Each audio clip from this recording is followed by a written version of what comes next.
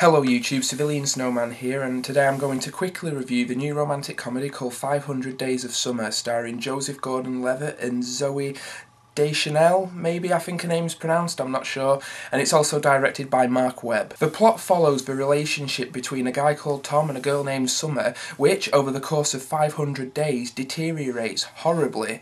And that's not a spoiler because it says right at the outset that this is not a love story.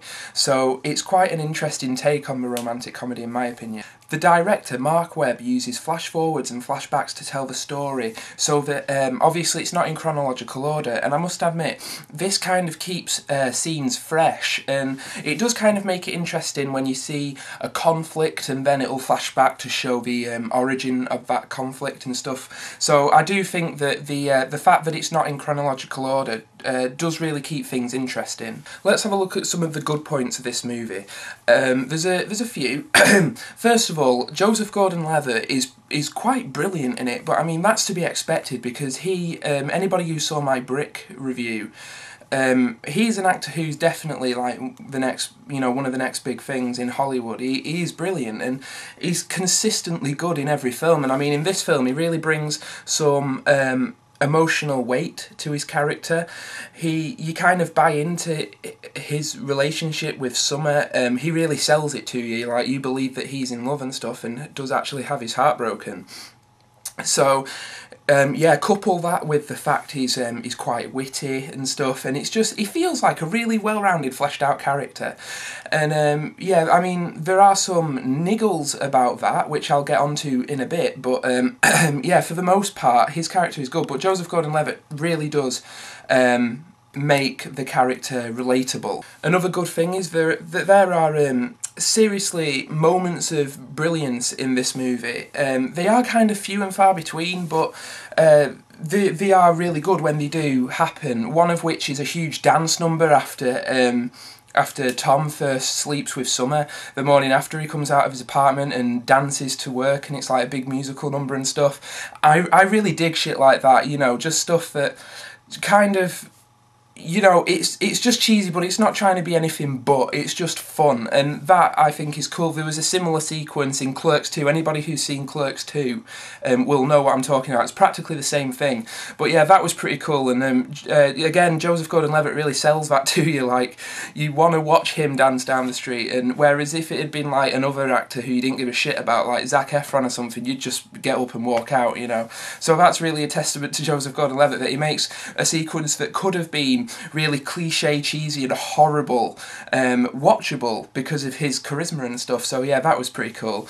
Other sequences in the movie, there is a scene after he's broken up with Summer that he's watching these really obscure French movies, and shit like this actually exists, people rave over it and I've never understood it, but yeah, these really obscure black and white French movies that have no plot whatsoever, and it's just people sitting around saying the first thing that pops into the head, and he imagines himself and Summer in these movies, and it's really fantastic. I mean, it's not often I laugh during a romantic comedy, but I was in almost tears at this.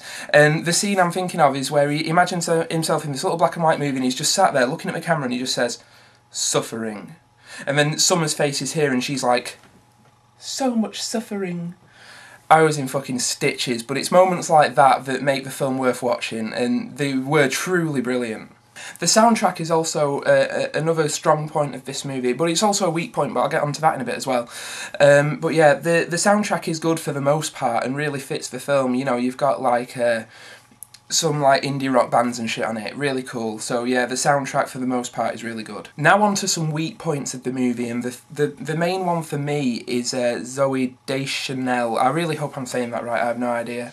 I haven't liked her since I saw The Happening. Maybe that has tainted my view of her as an actress, but I just don't find her convincing, and watching the movie I was just thinking, I wasn't buying her whatsoever, I just don't think she's a particularly good actress. Her performance itself was just not as weighty as Joseph Gordon-Levitt's, and she just kind of has a vacant stare, and she's just barely there, she's barely in the movie, Well, she's in practically every scene, but when I say she's barely in the movie, she doesn't feel emotionally invested in what's going on. So, yeah, she was a major weak point for me. I mentioned earlier that Joseph Gordon-Levitt's character also is a weak point is his performance. Joseph Gordon-Levitt is a strong point, but the character itself is the weak point. And the reason that is that it's really the fault of the screenwriter. He basically, after, you can buy that he's upset about Summer and so he's had his heart broken, but by the end of the movie, you just, like, get the fuck over it. You know, like, and I'm not saying, like, right at the end. I mean, in the last third, he's still crying about it. You just think, this has gone on way too fucking long. Like, there's so much you could do with this character, like, because he is truly interesting, but they don't. They just make him sit and whine, and that really kind of grated after a while. But at least Joseph Gordon-Levitt kind of tried to make it interesting, you know. So that was another weak point. The moments of brilliance I was talking about earlier, I did say that they were few and far between, and between the moments of brilliance, this film is trying too hard to be indie and hip, and it just feels like similar in tone to Garden State, but I think Garden State is vastly superior. I think it's a great film, Garden State. But yeah, in between the moments of brilliance in this movie, it just feels like any other indie movie, and you just kind of start drifting along, and then you'll get a moment of brilliance, and you're like, this is really good, and then it'll go back to mediocre.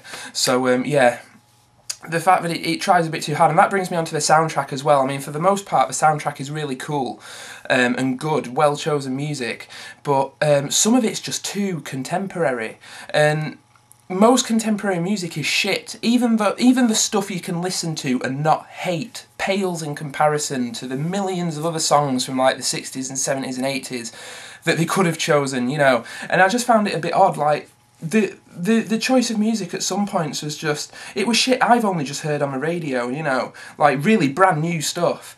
And I just thought to myself, why? Because it's not particularly good music. Why wouldn't you just choose, you know, keep going with the tone? Like, don't just throw in contemporary music just to be hip and contemporary, you know. But they did, and I thought that was disappointing because, like I said, for the soundtrack for the most part was really good. Overall, I feel like the good outweighs the bad with this movie, and it's definitely worth watching, although I would say it's an average movie. I'm going to give it 3 stars, just because it is kind of middle of the road. It does have moments of really good shit in there, but for the most part it's just another indie movie. But it's definitely not a waste of money. I didn't feel like I wasted my money going to see it, although I'm still going to see Gamer. But yeah, it's definitely worth your time, maybe when it's out on to rent or on Netflix or something. But yeah, I'd watch it again, you know, so there you go. It's not that disappointing. So yeah, 3 stars from me. Check it out if you want. If your girlfriend's gonna drag you to the cinema and she says, let's go see 500 Days of Summer, it's not that bad. It's actually quite watchable. So yeah, I hope that helped. Alright, well, I hope you've enjoyed this review. This is CivilianSnowman signing out. I'll see you later. Bye.